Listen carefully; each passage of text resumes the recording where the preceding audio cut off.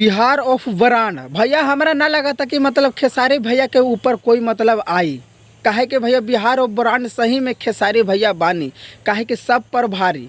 काहे कि एगो गाना आयल बा जाना तानी भोजपुरिया बोले वाला। काहे कि टीजर आयल रहे तो टीजर जब रिलीज भइल ओकरो हम रिव्यू देले बानी और जो गाना आयल ना ओकरो हम रिव्यू देतानी। काहे कि जब गाना ही हम देखली ना तो काफ़ी तगड़ा सी गाना बनावल गया बा, वीडियो शूट होल बा और काफ़ी महंगा खेसारी भैया के ई लास्ट महीना में मतलब 2025 अइते ई गाना बवाल के खेसारी भैया निकाल देले बानी। काहे कि भोजपुरिया बोले वाला इतना मतलब पावर एकरा में बाना, मतलब इतना गाना मतलब ऐसे कहाँ से मतलब खेसारी भैया ऐसे मतलब लॉजिक ट्रिक मिल गया कि ये गाना मतलब भोजपुरिया में ला दी और ट्रेंडिंग में आपको लाना है। काहे कि ये अखिलेश कश्यप जी लाइव आके भी बोले थे कि ये गाना ट्रेंडिंग में लाना, क्योंकि बहुत ही मेहनत लगा इस गानों को शूट करने में।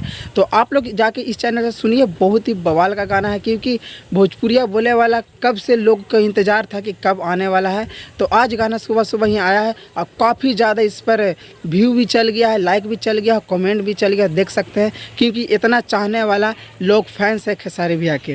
तो एक बार सुनिए, सुनने के बाद मेरे वीडियो पर कमेंट करिए क्या बढ़िया लगा कि नहीं लगा।